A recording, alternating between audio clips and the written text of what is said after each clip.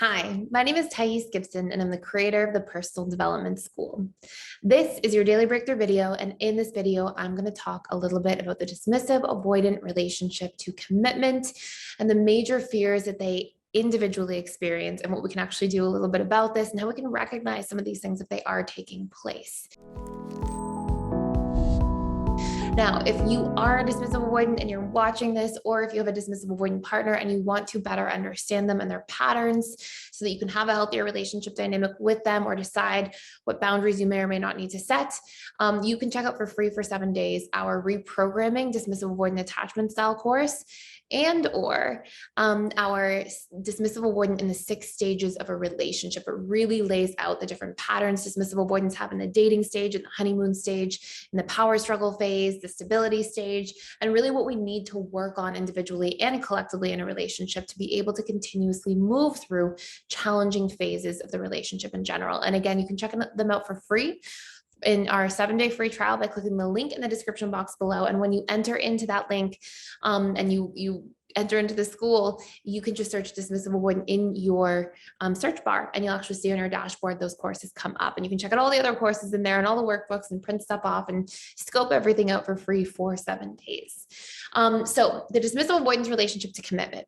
Remember that we don't tend to just fear commitment itself as this objective thing. We fear our past programmed experiences about commitment that have emotionally imprinted the subconscious mind. And so when we come back around that thing again, because the subconscious mind is an association making machine, those old emotions that we associate with commitment fire, right? They come online and we feel them and we notice them. So whatever's unresolved from the past, we are likely to project onto our future when we are brought back into relationship to that thing again, when we're exposed to the thing with those stored emotional associations. So when we go back towards commitment, whatever stored emotional associations we have there are going to come online.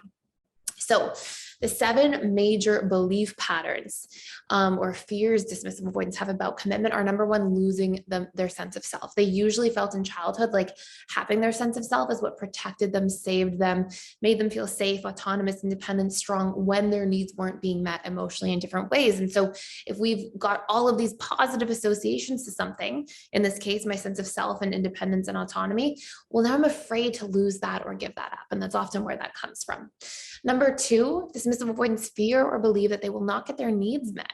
They may believe that they'll get some of their needs for support met or a sense of comfort or safety from relationships, but they fear not getting their emotional needs met. And this cycle tends to be reinforced because they're also not usually communicating what they need at the emotional level because they're often not personally aware. They usually didn't have a lot of modeling there, a lot of emotional interactions there earlier on in life. And so it becomes difficult to even understand what they need, let alone communicate it to somebody else and then receive it. Number 3, dismissive avoidants tend to be afraid of being seen and truly known because a lot of their programming has to do on the painful side with shame wounds from past experiences. Usually when there's a decent amount of emotional neglect in childhood, a child feels ashamed of themselves. They feel ashamed that they can't get their emotional needs met and they don't understand why. And so then when we believe that we're shameful, we don't want people to truly see us and we push them away. And the idea of commitment means I have to be seen, I have to be known, I have to open up and invest. And so there can be that fear that causes a DA to potentially push others away. Number 4, fear of vulnerability. It goes hand in hand with the fear of being seen and truly known, that opening up of oneself and being exposed or being seen, that can really create a lot of fear. And sometimes dismissive avoidants think that vulnerability is weakness when, especially in today's world, vulnerability is strength, it's courageous, and it's part of how we make relationships really work. Number 5, there's a fear that dismissive avoidants carry of entering the wrong relationship. A lot of dismissive avoidants are like, what if I choose the wrong person or that doesn't go right? And that can really come on their radar. Number 6, a fear of intimacy. Again, like intimacy is that closeness, that connection, that vulnerability that's required, and also that they have to connect with to somebody else. Sometimes they can be afraid of seeing other people and connecting to them because they get afraid of then feeling emotionally responsible for them or caring too much or taking on that emotional commitment when they don't necessarily really have the best, most adept skills or tools to really handle their own emotions, let alone somebody else's. And number 7, fear of conflict. relationships inevitably bring conflict. Conflict is going to be the result of any time we have a perceived imbalance in a relationship with time or space or energy or with our material things. And that's normal the closer we get to somebody. But conflict can become a great resource for growth and deepening understanding and bonding as we work through conflict in a healthy way. But when somebody doesn't feel empowered to work through conflict, it can feel really scary and overwhelming, and that's something that's just going to end a relationship and leave it on a bad note. So we often see a lot of that dynamic as well. And I think one other important thing to note is that dismissive avoidants often tend to fear commitment less intensely than fearful avoidants when they have those fears come up, but much more pervasively, much more at a low level, sort of consistently over time.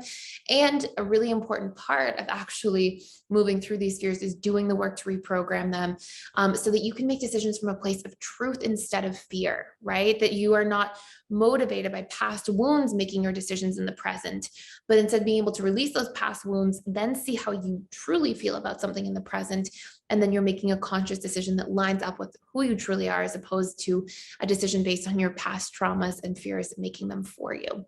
So if you want to do a deeper dive into this work, you can check out the Dismissive Avoidant Reprogramming course. We talk about reprogramming all these beliefs that include things around commitment, vulnerability, being seen, all of these different dynamics, and the Dismissive Avoidant in the 6 stages of a relationship, where you can break down and see all the different pain points and rites of passage important to grow and keep healing and thriving in your relationships currently. And it gives you that sort of roadmap for everything.